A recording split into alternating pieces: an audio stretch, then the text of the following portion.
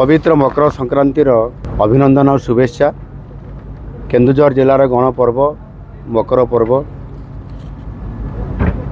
आउ सेथिपाई केन्दुझर जिले में केन्दुझरवासी को भेटी देवाई अनेक प्रकल्प को शिलान्यास और उद्घाटन करने आज एक भित्तिप्रस्तर स्थापना देवाई एक कार्यक्रम रखा जाइथिला एवं एथिरे 1900 कोटी टंकार प्रकल्पर शिलान्यास और श्रीगणेश करा जाइछि। ता भितर 1700 रु अधिक कोटी टंकार प्रोजेक्ट को आज तार शिलान्यास करागला। एथिरे अनेक गुड़ाए प्रमुख अर्थनैतिक स्तर में आगू को बढ़ावाई अनेक प्रोजेक्ट को मध्य हाथ को निया जाइछि। सर्वप्रथम मु कहिबी आमर केन्दुझर जो गोटे बाईपास केन्दुझर सहर में नेकड़ा घर रु से पूर्वपट होकरी बेलदारे बाहर जो आमर डिम्बो एवं आमर जो नेलुंग ग्राम पंचायत अच्छी से बाट देकी जीव से 438 कोटी टंकार ये प्रकल्प एवं 200 कोटी टंकार मध्य जमी अधिग्रहण हम ये पाखापाखि 638 कोटी ऊर्ध्व टंकार गोटे बड़ प्रकल्पर आज शिलान्यास करागला। एवं आज पर्यटन क्षेत्र एवं विशेषकर इको टूरिज्म को आगू को बढ़ावाई सान घाघरा आज गोटे RPRC regional plant research centre द्वितीय सेंटर हिसाब रे 50 कोटी टंकार शिलान्यास करागला जो इको टूरिज्म सहित ये गोटे वर्ल्ड क्लास गोटे तार केन्द्र बनिबो रोज गार्डन हेबो एवं ता सहित अनेक व्यवस्था करा जिवो जो कि ये टूरिज्म अट्राक्टिव करने गोटे बड़ कार्यक्रम आज हाथ को निया जाइछि। स्पोर्ट्स क्षेत्र में मध्य जदि आम देखा आज हैंडबॉल ये क्षेत्र में बहुत भल पारदर्शिता आम केन्दुझर जिलार सर्वभारतीय स्तर में आम सुनाम नहीं आम केन्दुझर जिला भल ग्राउंड भी आम करूँ से गोटे तार क्रीड़ा यही जो हैंडबॉल गोटे तार हॉस्टेल छात्रावास निर्माण करने निष्पत्ति नहीं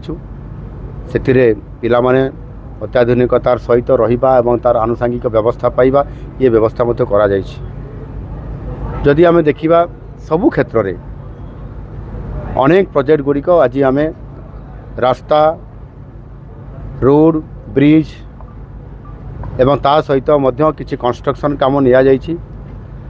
केन्दुझर जिला को अतीत जेभली भाव में अवहेला करा जाउथिला आउ अवहेला करा जीवो नाही आउ सेथिपाई संपूर्ण भाव में केन्दुझर जिला को गोटाए एकक हिसाब रे ग्रहण करा जाय केन्दुझर जिला को समृद्ध करिबा सोनार केन्दुझर करिबा आउ सेथिपाई अर्थर अभाव नाही आउ ताकू सुनिश्चित करिबा पई ये शिलान्यास थरे नुह अनेक गुड़ाए प्रोजेक्ट को धीरे धीरे ताकू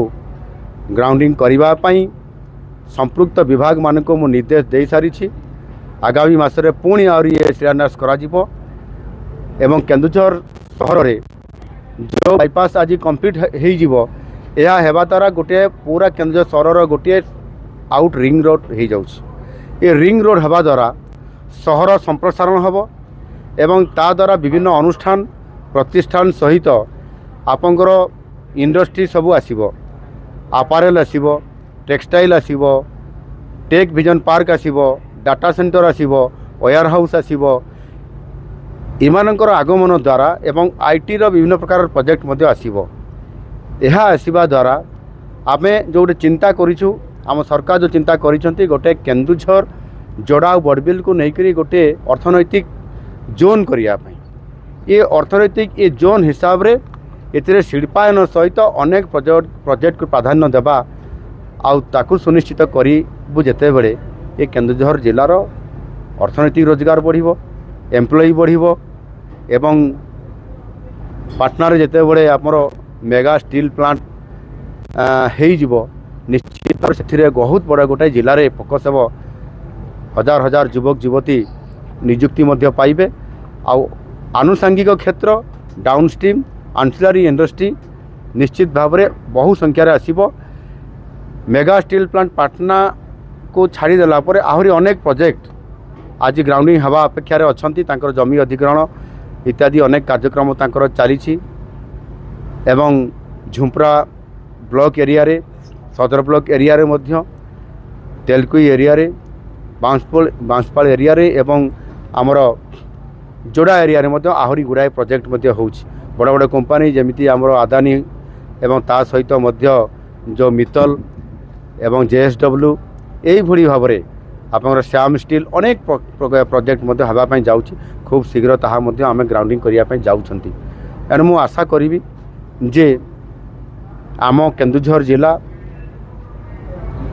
ଯେଉଁଠି ସମ୍ପଦ ଭରା ଏ ଖଣି ଖାଦାନ ଅଞ୍ଚଳ ଆମେ ଦେଇଛନ୍ତି ବହୁତ ଓଡ଼ିଶାକୁ ଆଉ ଭାରତବର୍ଷକୁ ମଧ୍ୟ। ଆଜି କେନ୍ଦୁଝର ଜିଲ୍ଲାର ବିକାଶ କରିବା ପାଇଁ ମଧ୍ୟ ଗୋଟେ ବଡ଼ ଅବସର ଆମକୁ ପ୍ରତିଦାନରେ ଆଜି ନିଶ୍ଚିତ ଭାବରେ ରାଜ୍ୟବାସୀ ଆମକୁ ଦେଇଛନ୍ତି। ମୁଖ୍ୟ ସେବକ ହିସାବରେ ଆଜି ମୁଖ୍ୟମନ୍ତ୍ରୀ ହିସାବରେ ମୋତେ ଦାୟିତ୍ୱ ଦେଇଛନ୍ତି ଯେ ଏହି ସମୟ ସେହି ସମୟ କେନ୍ଦୁଝର ପାଇଁ, କେନ୍ଦୁଝରର ବିକାଶ ପାଇଁ। ଏଣୁ ତାହାର ସମ୍ପୂର୍ଣ୍ଣ ଭାବରେ ଭରପୁର ଉପଯୋଗ କରିବା ପାଇଁ ଏଠି ପୁଞ୍ଜି ନିବେଶ ହେବ, ଏଠି ଭିତ୍ତିଭୂମି ହେବ, ଏଠି ରୋଜଗାର ପାଇଁ ଶିଳ୍ପାୟନ ହେବ, ଶିକ୍ଷା କ୍ଷେତ୍ରରେ ଅଧିକ ମାଇଲେଜ ନେବା ପାଇଁ ପ୍ରତ୍ୟେକ ପ୍ରୋଜେକ୍ଟକୁ ଆଗକୁ ଦିଆଯିବ। ପ୍ରତ୍ୟେକ ପଞ୍ଚାୟତରେ ଏଠି ଗୋଦାବରୀଶ ମିଶ୍ର ଆଦର୍ଶ ପ୍ରାଥମିକ ବିଦ୍ୟାଳୟ ପ୍ରତିଷ୍ଠା ହେବ ଏବଂ ପ୍ରତ୍ୟେକ କ୍ଷେତ୍ରରେ ଏହାକୁ ଅତ୍ୟଧିକ ପ୍ରାଧାନ୍ୟ ଦେବା ଏ କାମ ମଧ୍ୟ ନିଶ୍ଚିତ ଭାବରେ ରହିବ। ଯେଉଁଥିପାଇଁ କି ସମୃଦ୍ଧ କେନ୍ଦୁଝର, ସୁନାର କେନ୍ଦୁଝର ଇଏ କରିବା ପାଇଁ ଯେଉଁ ଭିତ୍ତି ସ୍ଥାପନା ଆଜି କରାଯାଉଛି, ତାର ଶୁଭାରମ୍ଭ କରାଯାଇଛି, ତାହା ନିଶ୍ଚିତ ଭାବରେ ସମ୍ପୂର୍ଣ୍ଣତା ହେବ, ଯଶସ୍ୱୀ ହେବ ଆମ କେନ୍ଦୁଝର ଜିଲ୍ଲା। ଏବଂ ଅର୍ଥନୈତିକ ଦୃଷ୍ଟିକୋଣରୁ, ଶିକ୍ଷା ଦୃଷ୍ଟିକୋଣରୁ, ସ୍ୱାସ୍ଥ୍ୟ ଦୃଷ୍ଟିକୋଣରୁ ସମ୍ପୂର୍ଣ୍ଣ ଭାବରେ ଯେଉଁ ସାମଗ୍ରିକ ବିକାଶ ଯେଉଁ କଥା ମୁଁ କହୁଛି, ଯେଉଁ ଆଞ୍ଚଳିକ ଗୋଟେ ବୈଷମ୍ୟତା ରହୁଥିଲା, ଇମ୍ବାଲାନ୍ସ ରହୁଥିଲା, ତା ସମ୍ପୂର୍ଣ୍ଣ ଭାବରେ ସନ୍ତୁଳିତ ହେଇକରି ଯେତେବେଳେ ଏଇଠି ଉତ୍ତର ଓଡ଼ିଶା ବିକାଶ ପରିଷଦ ଫଙ୍କସନ୍ ପୁରା ଫୁଲ୍ କରିବ, ଆହୁରି ଅଧିକ ଅର୍ଥ ମଧ୍ୟ ନିରନ୍ତର ଭାବରେ ଏ ଜିଲ୍ଲାକୁ ଆସୁଥିବ। ଏଣୁ ମୁଁ ଆଶା କରିବି ଯେ କେନ୍ଦୁଝର ଜିଲ୍ଲା ଏକ ସମୃଦ୍ଧ ସୁନାର କେନ୍ଦୁଝର ହେବ। ଆଉ ସେଥିପାଇଁ କେନ୍ଦୁଝରବାସୀଙ୍କୁ ମୁଁ ଆଜି ଅପିଲ କରୁଛି, ସମସ୍ତେ କେବଳ ସରକାର ଏକୁଟିଆ ନୁହଁ, ଏଠି ସମସ୍ତ ଜନସାଧାରଣଙ୍କର ସହଯୋଗରେ ସୁନାର କେନ୍ଦୁଝର ହେବ।